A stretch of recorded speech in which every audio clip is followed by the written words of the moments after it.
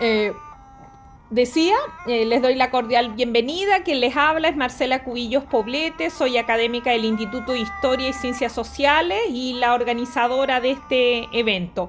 En la sesión de hoy lo voy a conducir ya que el coordinador de extensión no podía realizarlo y lo vamos a desarrollar al igual que las veces anteriores. La expositora, quien voy a presentar a continuación, va a presentar el tema. Luego vamos a dejar del orden de los 10 minutos para preguntas, 10 a 15 minutos, y de ahí concluiríamos, ¿ya? Los invito desde ya, por si es que durante el desarrollo les vienen inquietudes, para que formulen sus preguntas, pueden ser en el chat, y al final de la exposición daríamos tiempo para, si la quieren formular a través del micrófono, por cuanto no somos tantos, aunque no sé si irán a llegar mucho, pero en principio no somos tantos y pareciera ser que podemos desarrollarlo. Bueno, vamos a presentar a nuestra invitada. Es la profesora Araceli Edith Rodríguez. Ella es arquitecta y docente de la Universidad de Valparaíso. Es magíster en arte con mención en teoría e historia del arte de la Universidad de Chile. Y ella hoy nos va a presentar justamente en ese contexto la ambientación vinculada a la arquitectura en la época de Dante. Así que te doy la muy cordial bienvenida, Araceli. Ya estás activada por poner tu presentación y yo apago la música para no distraer, aunque sea bonita. Gracias, Marcela. ¿Se escucha bien? Voy a compartir. Ustedes me confirman que está todo visible. Esperen un poquito. Uno todos los días hace esto de compartir pantalla, pero siempre hay una demora inicial.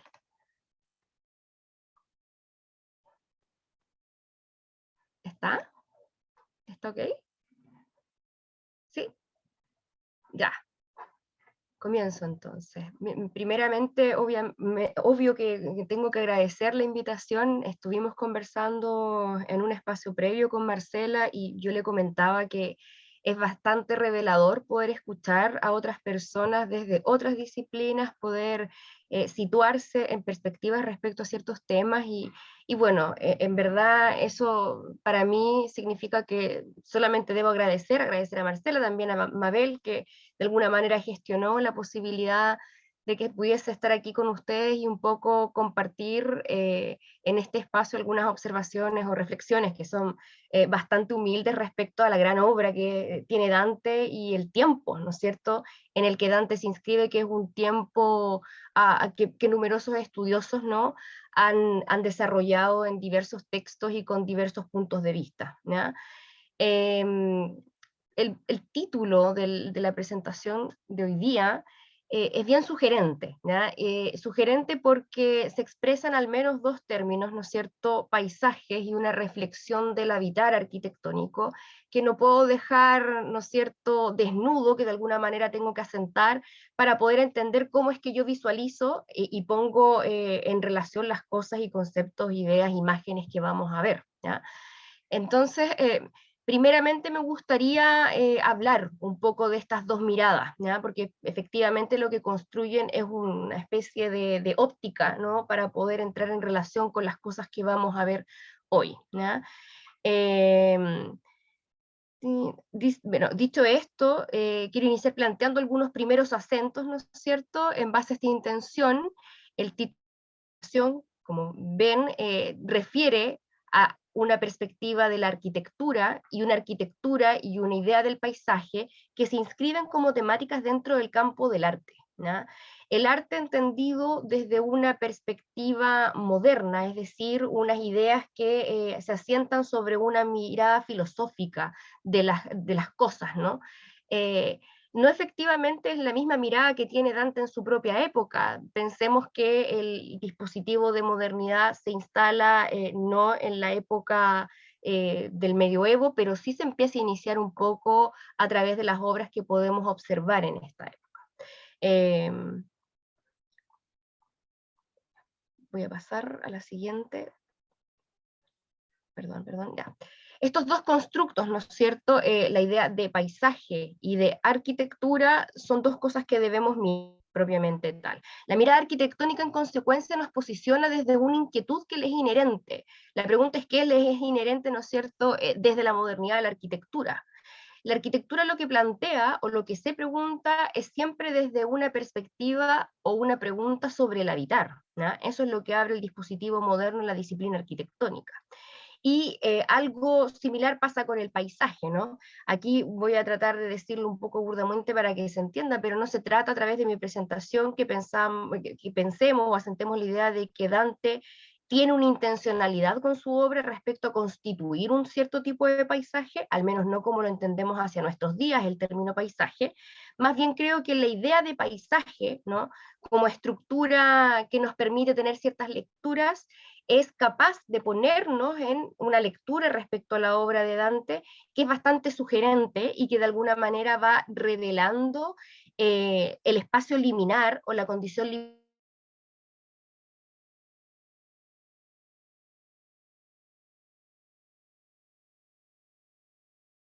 de alguna manera se empiezan también a vislumbrar ciertas estructuras que constituirán una época renacentista. Por lo tanto, esta idea que yo quiero incluir de lectura del paisaje, creo que nos va a poder permitir sostener, ¿ya?, teóricamente, pero también desde el punto de vista de la obra misma, una mirada que nos pone en los límites de esa época que se está acabando y en apertura, ¿no es cierto?, en una distancia hacia algo que está por venir, ¿no? Y eso desde el punto de vista del paisaje es una ontología, ¿no es cierto? El poder concebir la idea de paisaje requiere primeramente un posicionamiento respecto a su distancia con las cosas. Y la obra de Dante de alguna manera nos pone en esa situación ontológica respecto a la distancia que toma tanto de lo que desaparece, el vacío que deja, ¿no es cierto?, en su relación con una gran época medieval, pero también en perspectiva de lo que está por venir, de lo que está viniendo, de lo que está aconteciendo, ¿no? En estricto rigor, y ahí voy a sentar un poco algunas cosas respecto a esta idea de paisaje, porque el paisaje es una cosa que evidentemente se puede seguir reflexionando, sobre todo en la contemporaneidad, pero desde el punto de vista que lo estoy tomando para esta presentación, tenemos que entender que el paisaje como idea en el arte se configura o configura un aparato estético de conocimiento sobre el mundo, ¿ya? La dimensión del paisaje no se comprende como tal, sino entrando, ¿no es cierto?, ya en el Renacimiento a través de algunas obras que podemos ir leyendo, ¿no es cierto?, con esta dimensión de la distancia, y posteriormente se desarrolla con mayor cabalidad en temáticas pictóricas del siglo XVII, a través de la pintura holandesa, sobre todo, que pone en pregnancia y en máxima reflexión este tópico estético, ¿ya?, que nos lleva a un montón de cosas que actualmente se reflexionan en torno al paisaje. Pero primeramente el paisaje es una relación con la artelización, ¿no es cierto?, del medio, del contexto, de este espacio ontológico que deja al sujeto o al individuo en una reflexión de su entorno, ¿ya?, en una reflexión de los límites de su entorno, en una reflexión de cómo representar o presentar la relación que tiene finalmente con sus espacios circundantes, ¿ya? Un paisaje, entonces, tiene su condición ontológica cuando se hace evidente una cierta distancia, ¿ya?, y el aparecer de su extensión, o el aparecer de la extensión como una relación entre el observador y aquello que está a lo lejos, ¿ya? El paisaje hace de la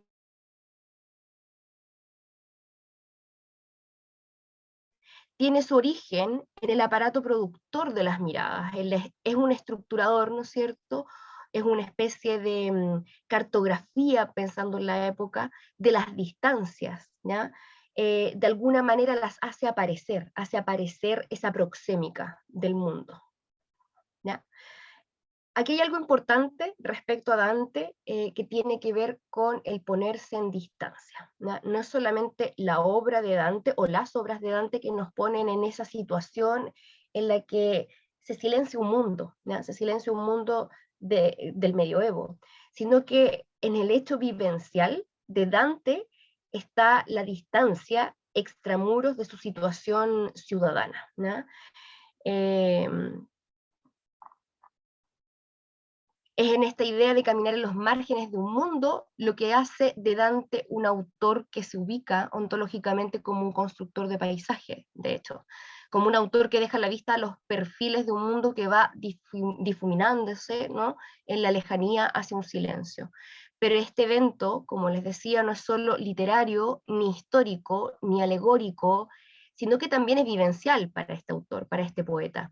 Este vacío al que nos avecina Dante en su obra también acontece de un hecho que se desborda o desborda la vida misma del poeta, ¿no?, sin pretensión, porque esto es algo que probablemente se conversará en las sesiones de mañana. No voy a ahondar mucho en estos hechos históricos o en los contextos, pero sí me cabe mencionar, ¿no es cierto?, respecto a esta idea de distanciamiento, que la vida de Dante se ve profundamente en un punto de inflexión cuando ocurre un exilio, ¿ya?, hacia él desde su ciudad natal, que es Florencia, ¿ya?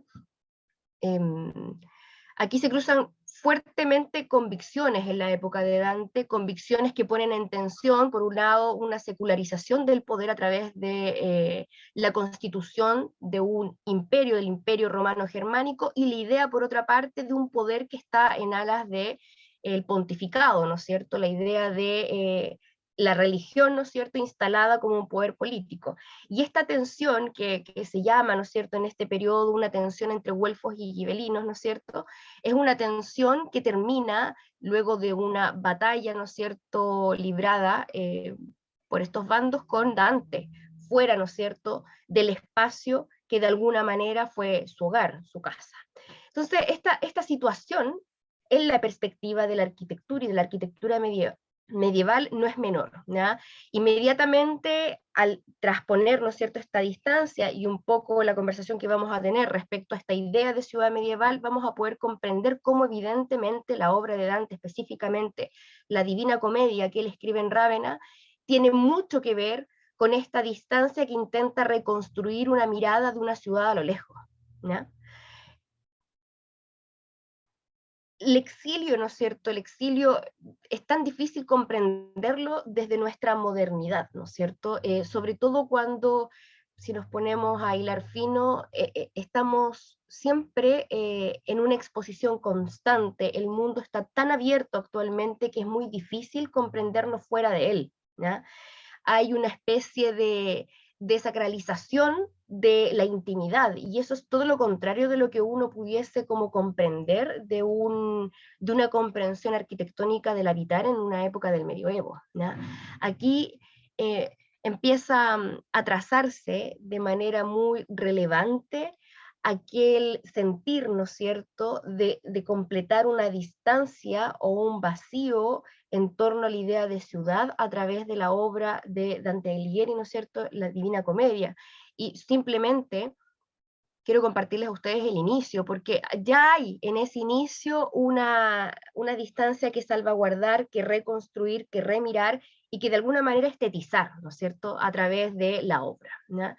El texto que ustedes están viendo en pantalla hacia la parte izquierda corresponde al texto original que Boccaccio, ¿no es cierto?, posteriormente publica con ciertas imágenes del autor, ¿no es cierto?, que es Dante Alighieri, que titula posteriormente Boccaccio La Divina Comedia, pero que originalmente era la comedia, ¿no es cierto?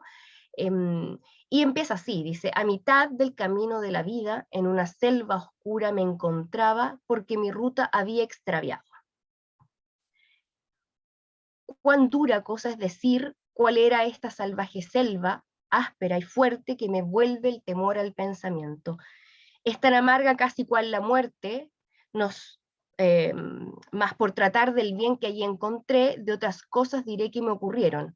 Yo no sé repetir cómo entré en ella, pues tan dormido me hallaba en el punto que abandoné la senda verdadera. Aparece, ¿no es cierto?, la figura del camino, de la traza, de una distancia que recuperar, ¿ya? La idea de la ciudad a lo lejos se va inscribiendo de alguna manera en la obra de Dante, La Divina Comedia, ¿ya?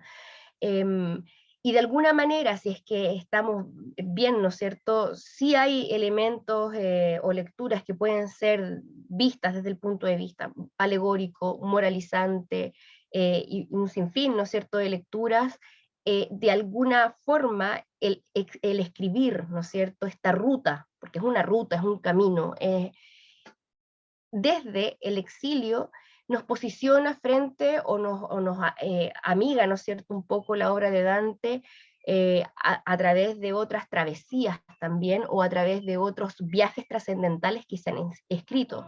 No es menor, por ejemplo, la relación que aparece en el infierno cuando el acompañante de este personaje, que es Dante mismo, ¿no?, es Virgilio, el escritor de la Eneida, ¿no? Y tampoco es menor cuando alguno de sus capítulos, ¿no es cierto?, desarrolla la conversación con Ulises. Entonces empezamos a encontrar algunos indicios en la obra que nos hablan acerca de la relevancia del estar fuera en la obra y en la estética de la obra de Dante, ¿no? Quiero compartir con ustedes aquí una cartografía antigua, ¿no es cierto?, una cartografía anónima en pleno medioevo, ravenesa, ¿no es cierto?, que hacen, es anónima porque está situada, ¿no es cierto?, en Ravenna, pero no tiene autor, pero de alguna manera nos muestra en esa interpretación de la Europa, ¿no es cierto?, del medioevo, la tensión de la distancia de lo que es el ducato, ¿no es cierto?, de la Toscana, que es donde se inscribe Florencia, la ciudad natal de Dante, y Rávena, que es el lugar en donde finalmente Dante muere, publicando, ¿no es cierto?, posteriormente de manera póstuma su escrito, su poema, ¿ya? Si nos damos cuenta, en la parte derecha aparece desde el centro, la ciudad de Rávena, y hacia la parte de abajo, ¿no es cierto?, en esta cartografía que evidentemente salva sus cuidados respecto a lo que podemos encontrar en un mapa actual, pero hay una tensión, una distancia entre estos ambos lugares, entre Rávena, que es donde permanece después del exilio, y el Ducato y Florencia específicamente, que es el lugar del cual sale, ¿no? Esa tensión es la que se mantiene, ¿no es cierto?, latente en una perspectiva en la que podemos incluir el paisaje como una lectura en la obra de Dante, ¿no? Y una lectura que no solamente de la obra misma, sino una perspectiva del habitar, ¿no?, del habitar arquitectónico como un pensamiento filosófico acerca de cómo se define el espacio en el medioevo, ¿no? Entonces cabe preguntarse ahora, bueno, ¿qué condiciones, ¿no es cierto? Habíamos hablado de que es tan difícil pensar el exilio desde nuestra contemporaneidad, en donde todo está abierto, está conectado, todo está accesible, todo es un espacio al cual llegar y del cual empezar. Y en la ciudad medieval es tan distinto, ¿no es cierto? La sacralización del lugar existe. Y la sacralización del lugar tiene que ver con una arquitectura que surge a propósito de el lugar de lo sacro y el cotidiano ligado a esta sacralización, ¿ya? Entonces la ciudad medieval tiene algunos temas, ¿no es cierto?, que tenemos que asentar desde el punto de vista arquitectónico para comprender el vacío, ¿no es cierto?, y la pregnancia de esta distancia en la vida de Dante y específicamente cómo se desencadena su obra, ¿ya? Yo puse acá en el título de la presentación, disculpen si me demoro un poco porque tengo que ir de un lado hacia otro, creo que no elegí la mejor repartición de la pantalla y estoy viendo por un lado las diapositivas y por otro lado el escrito, estoy media como de miradas, pero bueno, en fin. Si me demoro un poco es porque estoy tratando de ver los títulos en los que voy y poder explicarles de mejor manera el desarrollo de la presentación, ¿ya? Perfecto. Titulé esta parte, ¿no es cierto?, esta segunda parte, como la ciudad medieval y la comprensión espacial que más se aproxima a poder comprender un cierto tenor de lo habitable de la ciudad medieval, es una idea de la casa grande, ¿no? La casa grande como un espacio doméstico que está desplegado en lo que podían llamar en ese tiempo una ciudadela, ¿no? Hay algo importante en la relación de este espacio amurallado y la concepción en la que aparece el poema, ¿ya? Que Dante se revele, ¿no es cierto?, en la obra de la Divina Comedia como otro Dante, es decir, es una poesía que surge desde el sujeto mismo, ¿no es cierto?, desde el personaje mismo, nos hace notar la importancia de verse él como un otro en la búsqueda o en la traza de vuelta a casa, o en esas formas de volver a casa, ¿ya? Nos remite a una condición estética que menciona Calvino en algunos de sus textos en alguna ocasión, cuando dice que es preciso en el acto estético ser otro distinto al yo mismo, ¿no es cierto?, para poder actuar o acoger la forma de la intemperie, lo desconocido, poder cruzarla, ¿ya? Y de este modo podríamos concebir la Divina Comedia, ¿no es cierto?, como un viaje que plantea un recorrer, un deambular, como una vuelta a casa. Florencia, que en términos fácticos desde el exilio está clausurada para Dante, ¿no es cierto?, no puede volver a ella, aparece en términos simbólicos en un intento de generar una poesía o un viaje de vuelta poético al amparo, ¿no es cierto?, de concebir la relación simbólica entre la ciudad y la luz divina, ¿no es cierto?, trascendente que es Dios.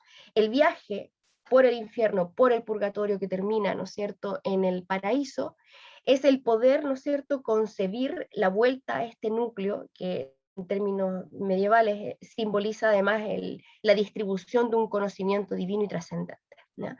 La figura de Dios en este caso sería una especie de figura simbólica de la concepción de vida arraigada, ¿no es cierto?, en Dante.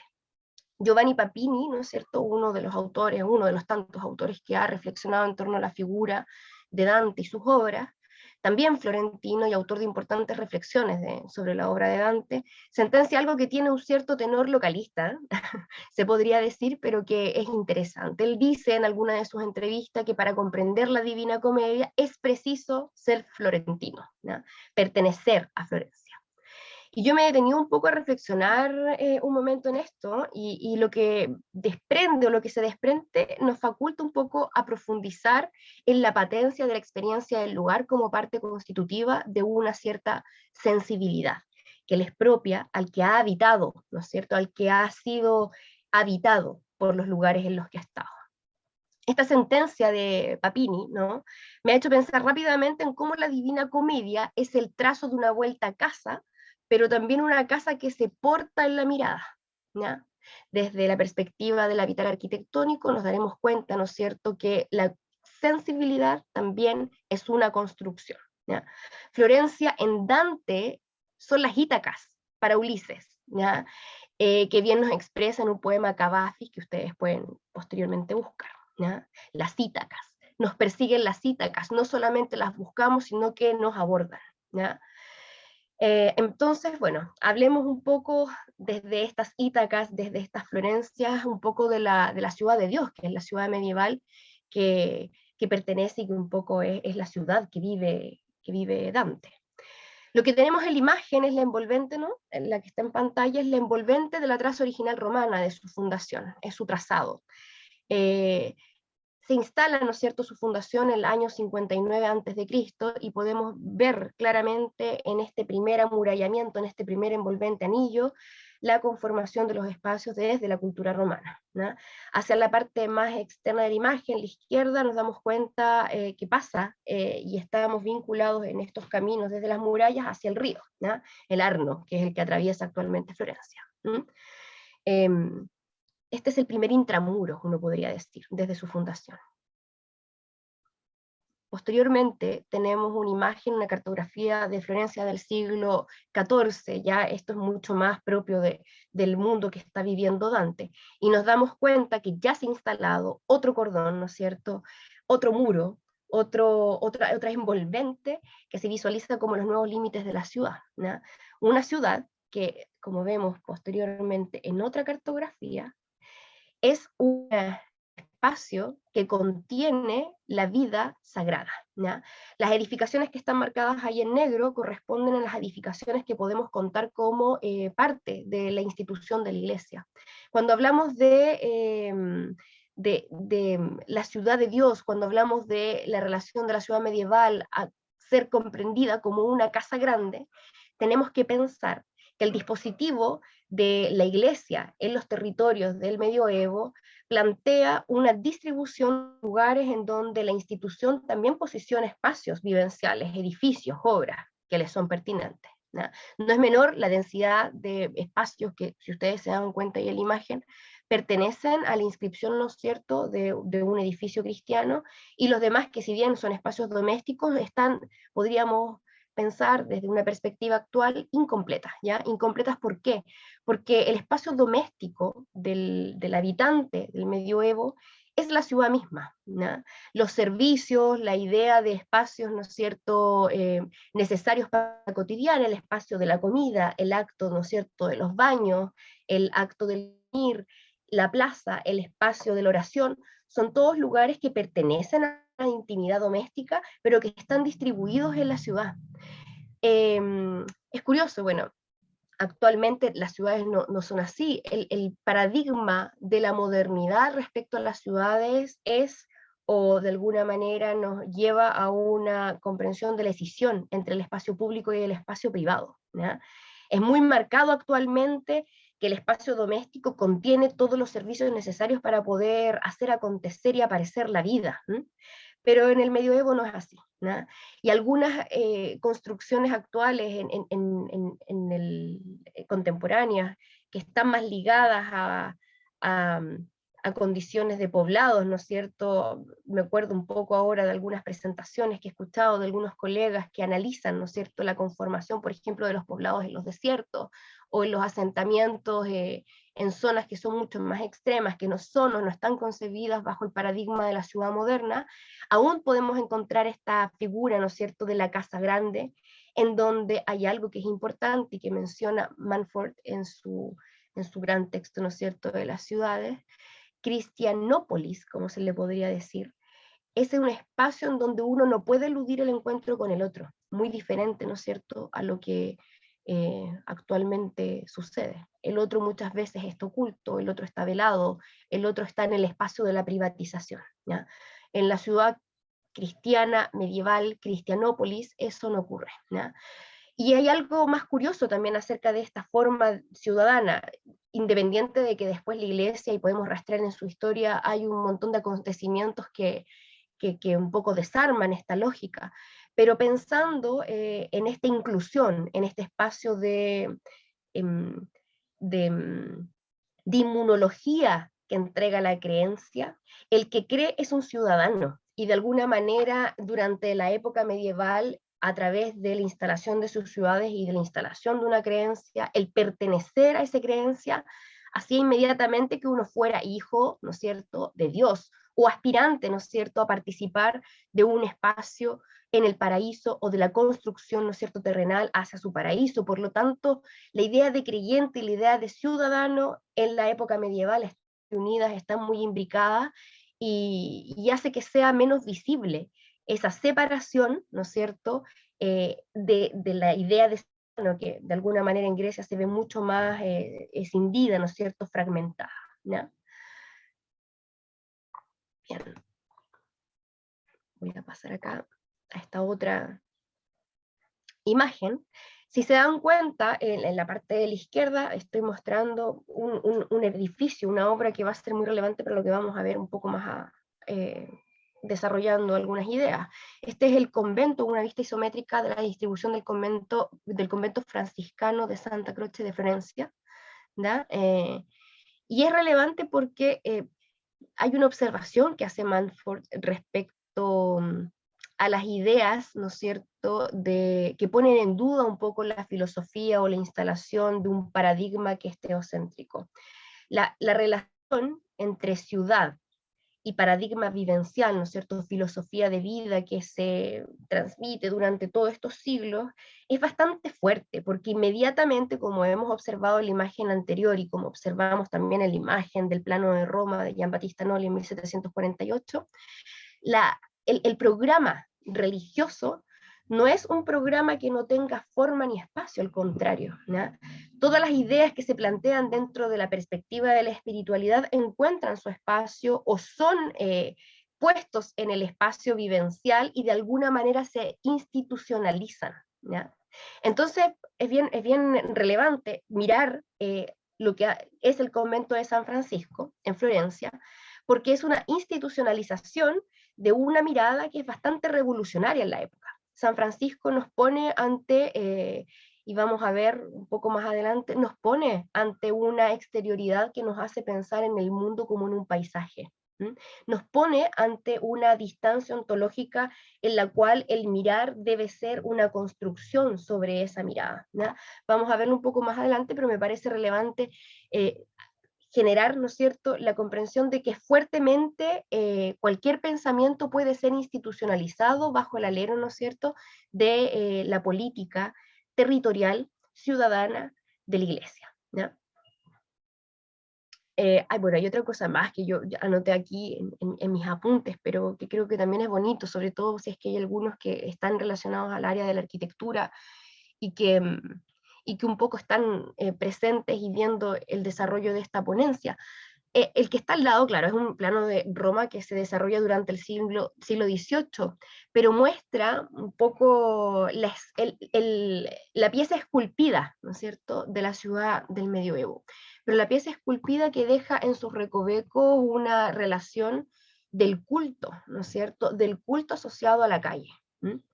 Esto puede ser, y yo creo que es un tema fascinante para seguir desarrollando, pero en virtud, ¿no es cierto?, del tiempo y del objetivo que tengo para este día, no lo voy a seguir tocando, pero la relación entre traza, acto, ¿no es cierto?, trascendente de las prácticas cotidianas en torno a la idea de la religiosidad es importante para la ciudad misma y cómo se constituye, ¿ya? De alguna manera es una intimidad que se va construyendo o una escala de intimidad que se va construyendo en la ciudad a propósito del rito.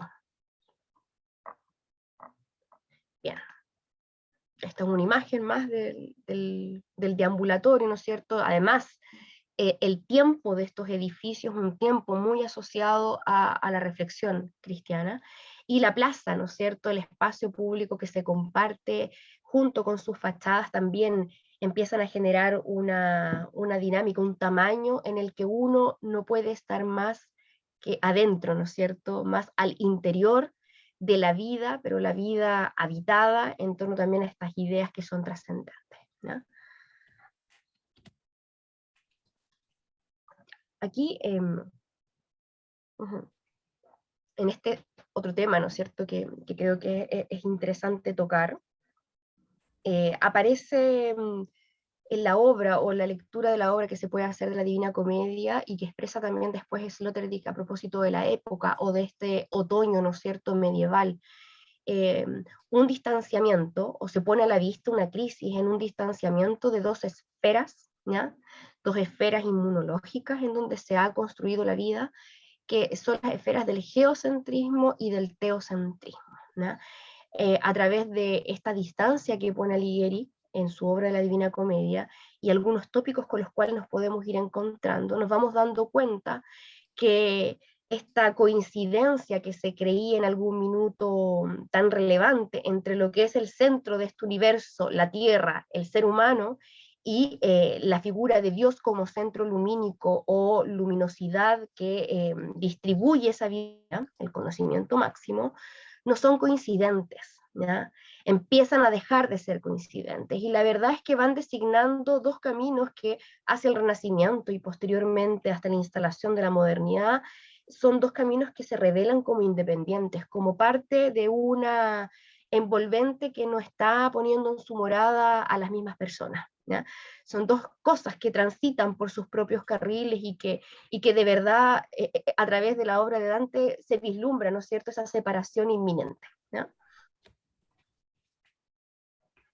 Este esquema que tenemos en la izquierda, el esquema muestra la estructuración del infierno, ¿ya?, que hay en diferentes representaciones de la obra, representaciones pictóricas de la obra, y abajo, si se dan cuenta, es un esquema de estructuración geométrica y estructural de lo que es el domo, ¿no?, de Brunelleschi, que se empieza a construir durante la época de Alighieri, pero no es terminado durante ese siglo, sino que posteriormente hacia el siglo XV, ¿ya? Pero todas las obras, ¿no?, de la arquitectura, del domo de Santa María del Fiore, es o empieza a ser constituido como un centro relevante en la época de Dante, ¿no? a través de la obra de la Torre del Giotto y a través, ¿no es cierto?, de la instalación de la iglesia y este espacio que es relevante para la ciudad de Florencia. Aquí hay algo que nos pone, ¿no es cierto?, en este conflicto. Por un lado, la ideación, ¿no es cierto?, de un espacio construido, de la imaginería, ¿no es cierto?, de Dante, de alguna manera la arquitecturización de ese espacio existente, ¿no es cierto?, en la creencia, pero jamás puesto en imágenes, ¿no es cierto?, y una estructuración de lo que hace posteriormente a través de los cálculos de la geometría, de la matemática. Recordemos que la matemática es el instrumento de orden que se acerca a el descubrimiento del orden de la armonía divina, ¿ya?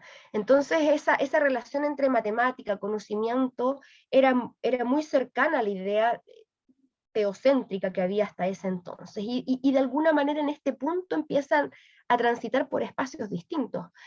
La instalación, ¿no es cierto?, de esta arquitectura, gran arquitectura del domo de Brunelleschi, ya nos está hablando que la mirada empieza o debe o cambiará a propósito de una condición técnica que nos hace comprender que hay un mundo que se está acabando, ¿m? Y hay otro mundo que está empezando o está transitando, ¿no? Aquí hay dos representaciones. La representación de la parte izquierda es una cosmografía teocéntrica medieval, ¿no es cierto?, que representa la creación, ¿ya? Y aquí Sloterdijk hace algunas observaciones que son muy importantes, porque en la mayoría de los textos, ¿no es cierto?, cientificistas, matemáticos de la época medieval, uno puede comprender que es el estado de iluminación el necesario para poder capturar o comprender algo de esta naturaleza que es desbordada en la creación, ¿ya?, a través de Dios. Pero este centro hay que entenderlo siempre descentrado. Si se dan cuenta, las representaciones del cosmos, de la Tierra, durante la época medieval, siempre es esférica, pero es una esfera, ¿no?, que está en el centro de las cosas, y la esfera al centro de las cosas, este planeta o este estado planetario inicial, es una concepción que, si bien posee el centro, se dirige o se direcciona hacia la concepción de contención de lo divino, ¿ya? Aquí hay dos como representaciones. Si se dan cuenta, el punto central de la imagen de la izquierda es el planeta, es la Tierra, ¿no es cierto?, esta condición inicialmente esférica que tiene la idea del medioevo sobre su espacio terrestre habitado, y Dios sosteniendo, ¿no es cierto?, este centro. En cambio, en la representación que estábamos viendo hacia la derecha, lo que encontramos es justamente esta figura trascendente lumínica que distribuye, ¿no?, o desde el cual se distribuye la creación de un mundo y una dirección en cuyo centro se encuentra la figura de Dios, ¿ya?, esta figura divina. Estas dos representaciones, ¿no?, son las que van entrando en crisis cuando empezamos a meternos en un mundo en donde el centro va a ser el ser humano, ¿no? El antropoceno, de alguna manera, o la construcción antropocentrista del mundo, empieza a hacer crisis en estas condiciones esferológicas del mundo.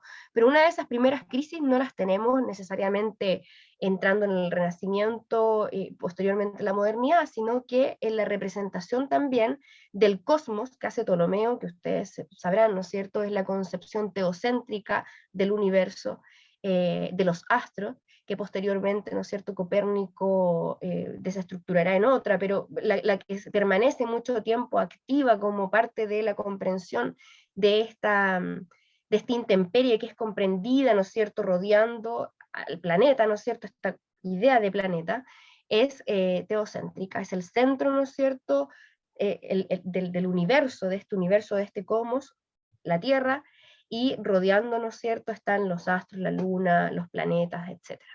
Aquí, bueno, puse esta imagen de la Biblia moralizada del siglo C, siglo contemporáneo, ¿no es cierto?, a Dante, porque aparecen elementos que son sugerentes desde el punto de vista simbólico en la idea del gran creador, ¿no es cierto?, un creador ex nihilo en la distribución de la creación de la vida, ¿no es cierto? Aparece un instrumento de medición geométrica, arquitectónica, ¿no es cierto?, que es relevante. Y nos encontraremos durante esta época con muchas representaciones en donde se alude o se comparte esta figura de el Dios creador, pero también como un creador del orden absoluto, ¿ya? Y son arquitectos, y son artistas, y son geómetras, ¿no es cierto? Científicos, observadores de los astros, los que tendrán o manejarán o se relacionarán también a una idea de la creación, a través también de la utilización de los instrumentos. Pero no solamente el instrumento que mide, ya que hay una cuestión también relevante. También el instrumento que se asocia al arte. La creación de Dios es planteada como una creación del primer y único gran artista, ¿no es cierto? Es un creador que no ha sido creado. Por eso el término ex nihilo, ¿no es cierto? No hay un aliento de vida antes del aliento de vida de la creación divina, ¿no? Y en esta Biblia también ay, ahí me faltó un uno, de 1362, la Biblia de Mateo Di Planicio, podemos ver o concebir que en el relato de la creación aparece un Dios, ¿no es cierto?, que pinta y que de alguna manera relaciona el estado estético de las cosas al espacio de la creación, ¿no? Esto es muy interesante desde la perspectiva en la que se empieza también a leer el estado de la Divina Comedia como este tránsito por los espacios del submundo, ¿no?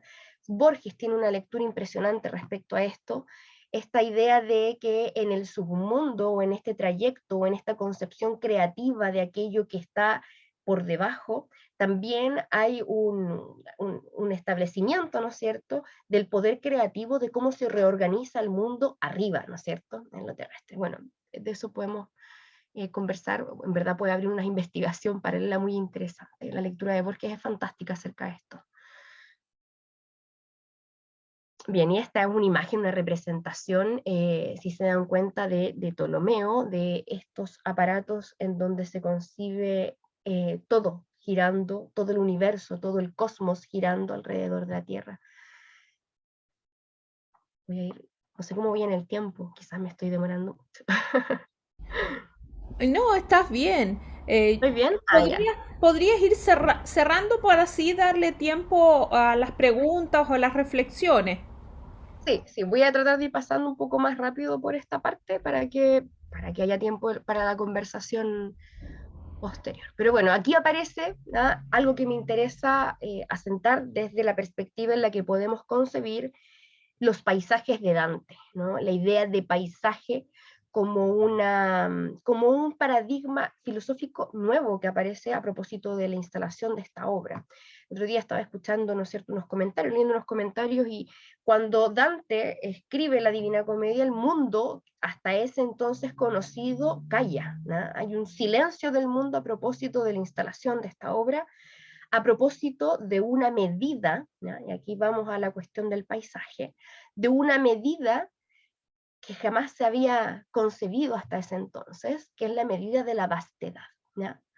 Entonces, bueno, el paisaje para mí en este caso tiene que ver con unas observaciones sobre el vasto mundo, sobre lo que se considera o aparece como vasto.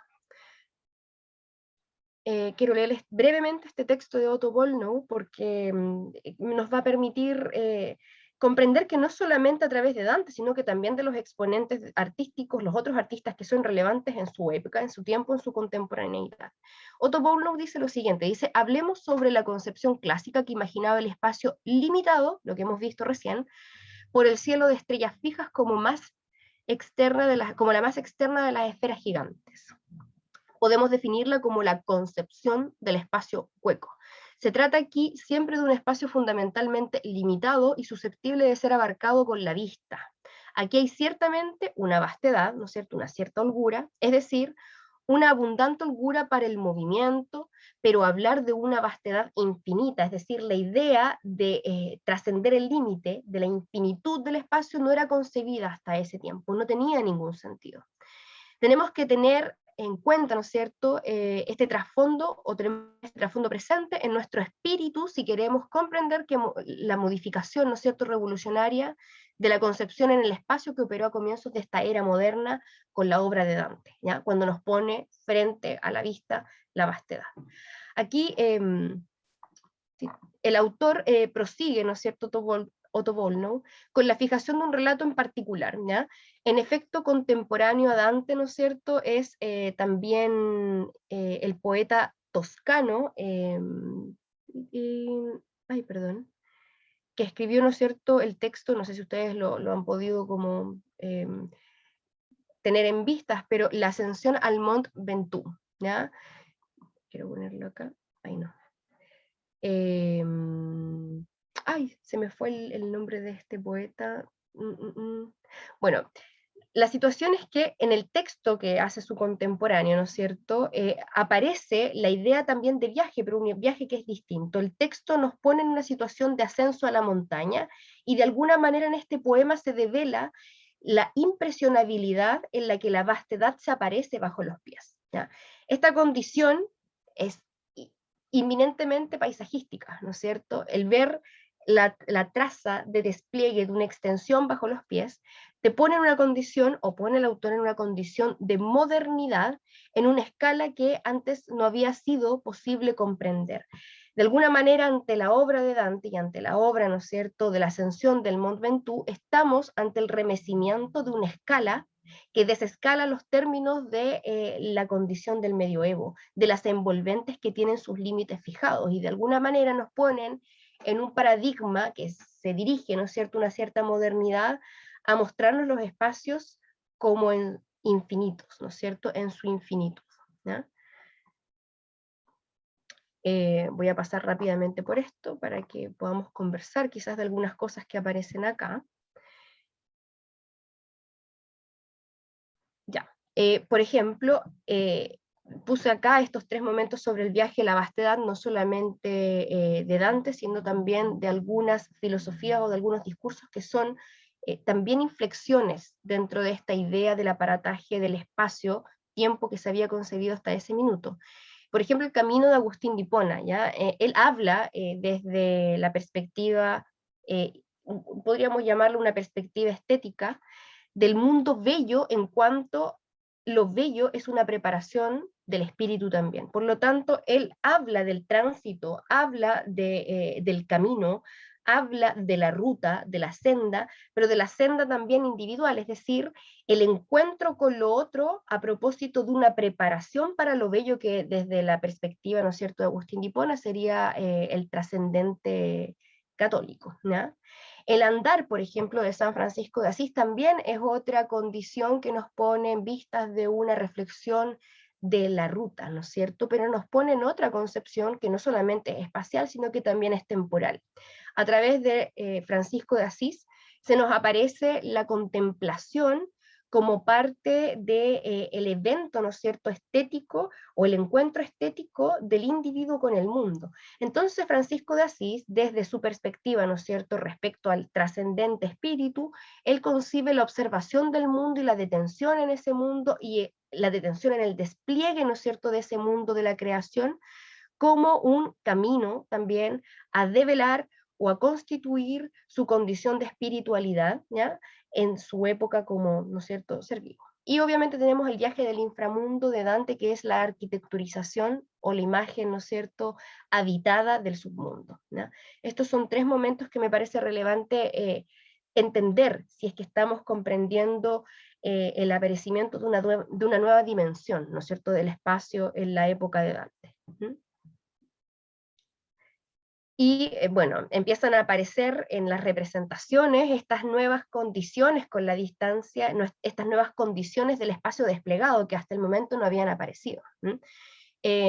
Esto es un mapamundi que pertenece o fue desarrollado en el texto de las Flores de la Historia de Jan Mansell durante el siglo XV, pero dice mucho, ¿no es cierto?, de algunas dimensiones territoriales que empiezan a ser pregnantes en la representación de esas épocas. Empiezan a aparecer, yo les puse ahí hacia la parte derecha, el despliegue, ¿no es cierto?, de lo que está medido en capas, ¿no?, en esa lejanía. Aparece una referencia inmediata a la ciudad como un paisaje urbano, una condición de las aguas de la montaña, de la geografía, como un distanciamiento con las cosas. Y remite un poco a las observaciones que hace durante el siglo anterior Francisco de Asís, con la contemplación, que es un tema muy relevante para su época. ¿ya? Estos son unos mapamundi que son bien interesantes, que ustedes puedan buscar más adelante. Son unas cartografías que se llaman las representaciones de TNO, que son unas representaciones esféricas, porque estos hay que entenderlos como unas manzanas puestas en un jarrón de agua, ¿ya? No es que sean planas las representaciones del medioevo todas, sino que tienen una espacialidad, pero eran comprendidas como una pequeña esfera que estaba posada en un gran tazón que contenía, ¿no es cierto?, estos territorios que hasta ese entonces eran reconocidos y conocidos antes de todo el proceso de navegación que permiten uno de los primeros procesos de globalización.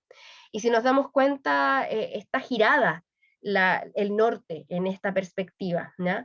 Yo lo puse así en la parte inferior para que se comprendiera que, bueno, arriba tengo Europa, abajo África y hacia la parte derecha en mayor proporción Asia. ¿M? Entonces el mar Mediterráneo, ¿no es cierto?, donde todo esto está pasando, es la parte que podemos encontrar al medio cuando se gira este espacio. Curioso, ¿no es cierto?, que sea Asia, este gran territorio vasto y con una dimensión mucho mayor, ¿ya? Y bueno, eso tiene que ver también con las influencias históricas que hubo, ¿no es cierto?, de estos territorios en la concepción también europea del mundo. Voy a pasar rápidamente a esto porque aquí quiero quedarme, porque esto tiene estrecha relación, lo que aparece en la capilla, ¿no es cierto?, perdón, no en la capilla, en la iglesia, ¿no?, de San Francisco de Asís, que están hechas y pintadas y desarrolladas por el Giotto, ¿no? El Giotto es importantísimo para la configuración, ¿no es cierto?, paisajística, podríamos decir, o la concepción nueva espacial de Florencia, ¿no?, en la cuestión pictórica. Estos son unos frescos que hablan justamente, y allí hago como, ¿no es cierto?, la relación con Francisco de Asís y su preocupación, ¿no es cierto?, por el recorrido de este mundo natural, porque el Giotto lo que empieza a pintar en los paisajes de San Francisco de Asís es la configuración de los perfiles de la distancia. Empieza a medirse con las cosas que jamás habían aparecido en las representaciones medievales. E instala en Florencia una corriente que va a tener una preocupación por el despliegue de esa naturaleza en la representación de todos los pasajes, ¿no es cierto?, cristianos. Si ustedes quieren explorar mucho más de aquello, se darán cuenta que toda la escuela florentina, que se inicia, ¿no es cierto?, desde la perspectiva del Giotto, tiene como finalidad, ¿no es cierto?, ubicarse en la extensión del mundo. ¿Ah? Aquí es mucho más sugerente. Si se dan cuenta, aparece la montaña, una preocupación por el cielo en muchas instancias, y bueno, hay muchas autoras que no voy a tener el tiempo de comentarlos, pero hay muchas autoras que estudian la presencia de la nube en la representación del Giotto y de otras pinturas medievales que se preocupan por el mundo celeste, ¿no es cierto?, en el posterior desarrollo de la pintura holandesa, por ejemplo, en donde hay una dimensión de la bóveda celeste que está, ¿no es cierto?, puesta en un interés pictórico, estético relevante, ¿ya? Pero aquí, si se dan cuenta, aparece el despliegue. Y si ustedes quieren investigar o hacer la relación mucho más evidente hacia el siglo XV, hacia el pleno Renacimiento, pueden ver la relación que hay de estas pinturas, por ejemplo, con las que desarrolla Mantegna, ¿ya? Mantegna también aparece una dimensión desplegada de un paisaje, una medida, en los cuadros o en el desarrollo pictórico de este autor, pintor del Renacimiento también. Lo que les mencionaba acerca de la importancia, ¿no es cierto?, de la bóveda celeste, pero también como institución del misterio estético que aparece después en los paisajistas durante el siglo XVII en Holanda, ¿ya? Eso quizás es para otra presentación, pero es interesante cómo se hace, ¿no es cierto?, la relación desde el Giotto hacia esas pinturas.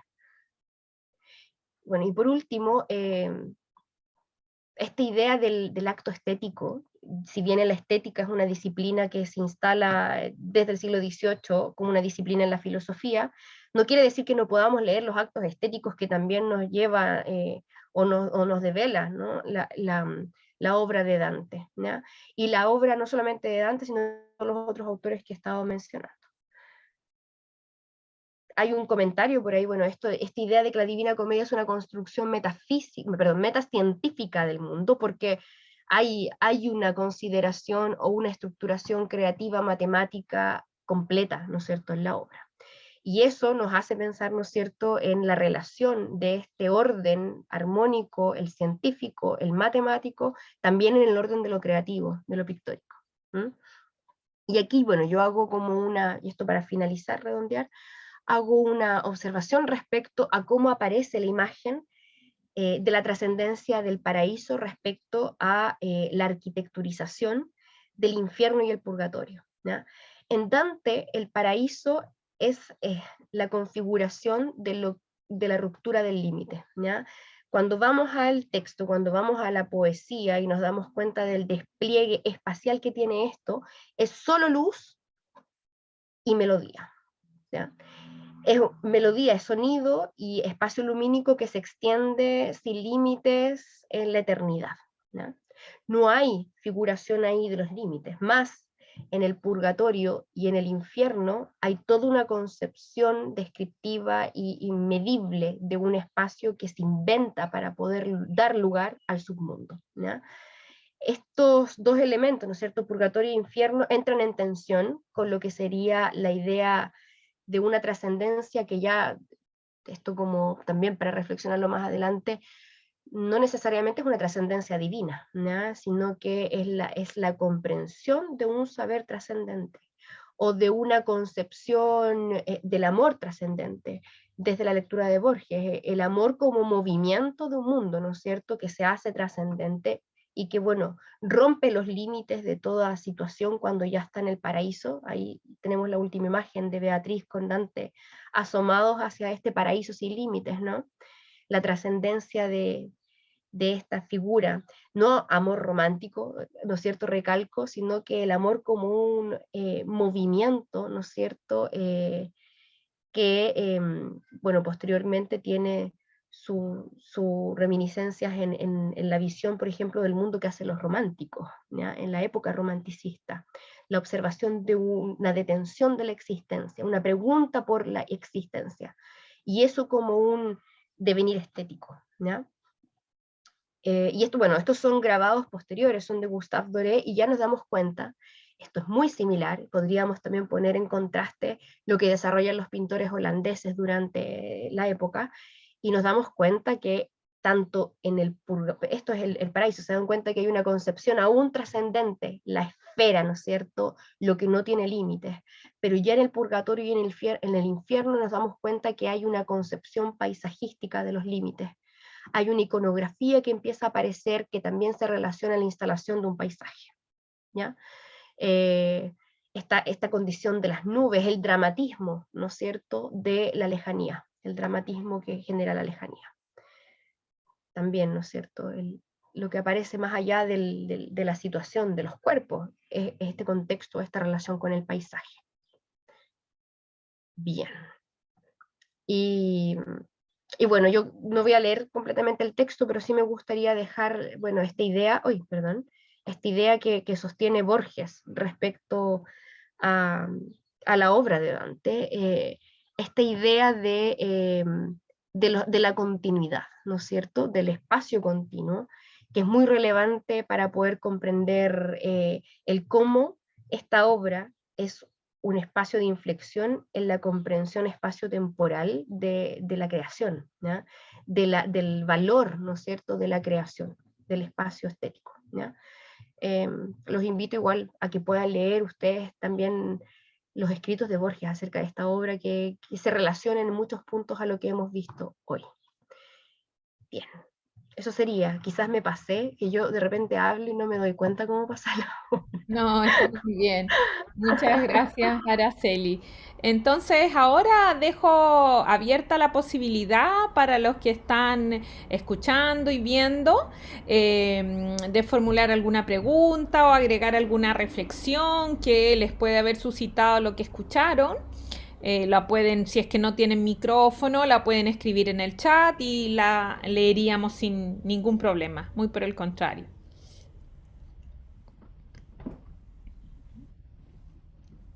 Mientras tanto, si se animan a hacer preguntas, hago presente que en el chat escribí el Facebook del Instituto de Historia y Ciencias Sociales para que activen el link y así lo dejan abierto, porque en ese espacio iremos publicando las conferencias. Ya está publicada una de la semana pasada, la que estuvo a cargo del profesor Palacio sobre la música, y está pendiente la del profesor de filosofía, ahora la de Araceli y las de mañana que realizaremos para cerrar.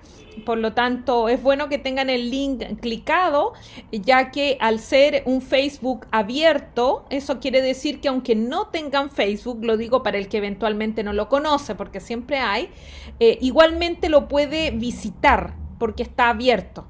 ¿Ya? Entonces no es como los Facebook personales, donde si uno es amigo, ahí solo puede ver lo que el otro escribe. En este caso, cuando son institucionales, las publicaciones son abiertas. Y por ende, aunque ustedes no tengan Facebook, si lo abren desde el web, van a poder ver lo que se publica allí y en ese espacio próximamente, que lo pueden colocar en su favorito, ver las próximas conferencias, como eventualmente volver a ver la de Araceli, que como cubrió muchos ámbitos y también se apoyó en imágenes, eso a veces genera mucha información y uno no la capta toda, y por lo mismo es bueno poder volver a escuchar. Leo en el chat. Mario dice, profesora, ¿qué opina sobre la novela de la Divina Comedia en su visión personal? Personal. Oye, ahí, por si acaso, hago el paréntesis antes como de entrar en ese diálogo. Nicolás ahí me hizo el recordatorio, no lo leí antes, pero me estaba refiriendo a Petrarca cuando estaba hablando de la instalación, ¿no es cierto?, de la vastedad como un hecho importante en la concepción nueva espacial que empieza a darse, a gestarse en esa época, ¿ya? Mi visión personal. Yo creo que, bueno, la Divina Comedia aparece para dar cuenta de lo tremendo de un mundo, de lo tremendo que es que desaparezca también un mundo, ¿ya? Yo comparto esa visión y creo que es tan así que nos permite actualmente seguir poniéndola en cuestión porque no pierde vigencia, ¿no es cierto?, histórica. ¿Mm? La Divina Comedia aparece desplegada en muchas de las cosas que podemos ver actualmente, no solamente en sus temáticas, sino que también en el despliegue que referencia a sus imágenes. Y el poder de la imagen es muy relevante. La otra vez estábamos conversando, esto lo cuento como anécdota, ya que tú lo mencionas como una pregunta bien personal, pero estaba viendo 1917, la película de Sam Mendes del año 2019, y hay un despliegue completo de una parte, ¿no es cierto?, que es una filmación en una sola toma, eh, que es el infierno de Dante.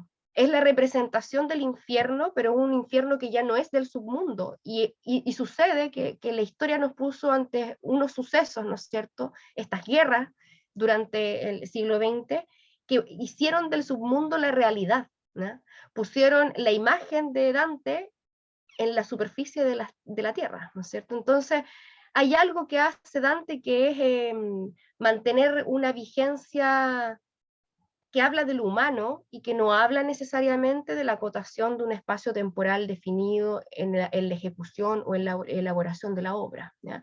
Y eso es el arte finalmente, ¿no es cierto? El arte decía que, creo que era Aristóteles que decía que el arte lo que hace es abrirnos ante algo que sucedió, pero que no deja o jamás dejará de seguir sucediendo, ¿no? Porque toca, ¿no es cierto?, la dimensión humana en su profundidad. Entonces yo creo que la lectura de Dante te pone ante esa situación, ¿no? Y si quieren ver esa película, o si quieren ver muchas otras cosas, bueno, posteriormente en la historia del arte hay muchas representaciones de lo que es la Divina Comedia, tanto pictóricamente como en otras artes, ¿no? Delacroix tiene algunas como relaciones, Piranesi, ¿no es cierto?, más cercano a Dante, San Méndez se los acabo de mencionar, Lars von Trier, ¿no es cierto?, en el mundo cinematográfico. Ahí hay una vigencia que hay que explorar, ¿no? Otra pregunta que formula otra persona que no tiene su nombre, solo el nombre del teléfono, así que no sé si es hombre o mujer, o lo leo como neutro. Dice, ¿se podría ahondar un poco en la idea de trascendencia pensando en el viaje y cómo se dibuja eso en la distancia? Trascendencia.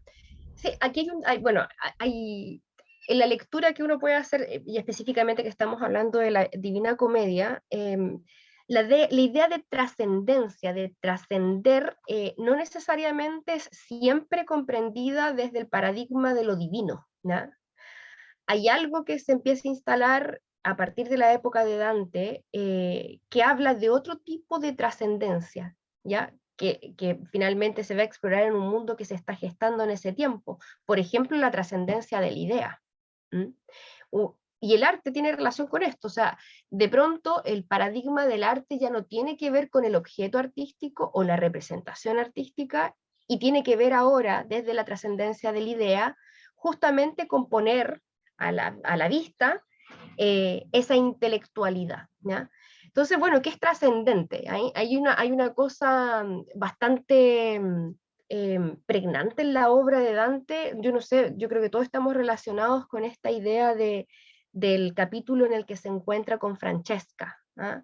Cuando se encuentra con estos dos amantes que fueron lanzados, ¿no es cierto?, eh, al submundo, y que son dos amantes que Francesca es la que cuenta su historia, y en la historia aparece, ¿no es cierto?, una relación o un paradigma trascendente con la idea de amor, ¿ya? Entonces es interesante esto porque en el capítulo se transponen dos ideas: la trascendencia del amor teológico, ¿no es cierto?, divino, y el amor desde el acto estético, porque lo que define o lo que empieza, ¿no es cierto?, a conversar Francesca es que encontró el amor en el acto de la lectura con el amante, ¿no es cierto? Y ese hecho de estar leyendo y encontrar la trascendencia del amor es fascinante y quiebra todo, ¿no es cierto?, paradigma. De hecho, es dramático porque Dante llora en ese minuto y no puede comprender cómo esta situación es posible si hay tanta pureza o trascendentalidad, ¿no es cierto?, en esa idea de amor, ¿no? Y el amor es una pregunta filosófica. Bueno, yo hago ahora, por ejemplo, ya poniendo como en tema este asunto de la trascendencia, Zambra, que es un escritor chileno, tiene un libro, me parece que donde aparece algo similar, es Formas de volver a casa. Y hay un capítulo en ese libro en donde el estudiante, ¿no es cierto?, universitario, contemporáneo, ¿no es cierto?, a nosotros, está con su polola, ¿no es cierto?, en su pieza leyendo a Proust, ¿ya?, en búsqueda del tiempo perdido. Y es fantástico porque en vez de haber un acto estético que te pone en una situación de la trascendencia del amor, te pone en una figura del cinismo, ¿ya? Ambos jamás habían leído a Proust, ninguno estaba ni ahí con Proust, en verdad, y de alguna manera estaban en el como si estuviéramos en un ámbito en donde el amor es trascendente, pero no lo era. Entonces eso es tremendo, porque cuando uno contrasta estas dos figuras en sus tiempos, ¿no es cierto?, lo que uno descubre es lo tremendo de los mundos que se configuran allí, ¿ya? Y así como, no sé, nosotros hicimos un ejercicio de un grupo de profesores que estudiamos el paisaje, les preguntamos a nuestros colegas, bueno, ¿qué es el paisaje? Uno de estos profesores: el paisaje no existe, ¿no es cierto? Bueno, el mundo tampoco existe, ¿no? Uno podría decir eso, el mundo no es real. El mundo es una configuración, es una medida, y esto trascendente también, ¿no? Eso como un poco figura para mostrar un poco, no sé si es que di con la pregunta, al menos la dejé abierta. Para cerrar, a mí me parece interesante plantearte una reflexión desde la historia, digamos, de la cultura, que tú observaste a partir de lo que notaste de la obra de Dante. Y es un hecho que cuando uno revisa la obra de Dante, especialmente la Divina Comedia, uno se da cuenta que a pesar de los paisajes que describe, es una obra muy urbana, porque está plagada de personajes urbanos, absolutamente urbanos. Y cuando tú hablabas acerca de la dimensión espacial que marca la distancia a través del exilio que vive Dante, a mí me saltaba a la memoria justamente este hecho, que cuando uno lee en primer lugar la obra, uno puede creer que es una obra como muy de paisajes bucólicos, algunos terribles por el infierno, lógicamente. Pero cuando uno va indagando por la cantidad de personajes que muestra y los tipos de relaciones que crean más la propia, la del propio Dante que está escribiendo en exilio, uno se da cuenta que es una obra muy urbana. Y me gustaría que Mm, te pronunciaras sobre eso un poquitito en función de lo que estuviste comentando con las imágenes. sí. Sí, bueno, ahí a propósito que estamos poniendo en tema el tema del paisaje, ¿no es cierto? Bueno, el paisaje no solamente es una relación bucólica, ¿no es cierto?, con las envolventes, con el espacio circundante, también es social, podríamos decir. Algunos lo pensarán así también. De hecho, hay unos comentarios acerca de los estudios de la Divina Comedia, un francés en específico que habla o dice que la obra de la Divina Comedia en verdad es una revista francesa, es una gazette francesa, a propósito, ¿no es cierto?, de este bestiario de personajes que aparecen y que son muy reales y que tienen una relación también estrecha con una vivencia que ha tenido, ¿no es cierto?, también Dante con ese mundo que es Florencia, ¿ya? Sin ir más lejos, los personajes que aparecen ahí son reales, ¿no es cierto? Son experiencias reales de la ciudad. La traición, por ejemplo, de este personaje, Ugolino, no, Ugolino es el que se come, otro personaje, no me acuerdo el nombre en este minuto, pero es el que los traiciona en este enfrentamiento, ¿no es cierto?, entre la visión papista y la visión imperial, ¿no es cierto? Y, y de alguna manera es como que lo desarma en su poesía, lo desarma como personaje, lo desarma porque tiene la posibilidad de desarmarlo, y eso es una cuestión tan del drama citadino, ¿no es cierto?, del encuentro con la ciudad, de los conflictos que ya aparecen. Entonces, bueno, desde la perspectiva que me preguntaban antes, personal, yo encuentro que es inagotable, ¿no es cierto?, el poder acercarse a esta obra con todas las condiciones y las preguntas que son contemporáneas, ¿no es cierto? Porque esta idea de ciudad, un poco lo que mencionaba con esto de poner imágenes entre Zambra y Francesca, ¿no es cierto? En estas contradicciones también hay, ¿no es cierto?, una comprensión de cómo hemos configurado, cómo comprendemos también lo urbano hoy, ¿no? Tan distinto a lo que en ese minuto podría ser lo urbano, ¿no? Es eso, es lo que Perfecto. sería, pero me parece fantástico porque a mí decían ahí en esa entrevista que Dante se debería estar como un poco revolcando en su tumba cuando dijeron que era como una revista francesa, porque bueno, el conflicto ahí entre los franceses era absolutamente real. Sí.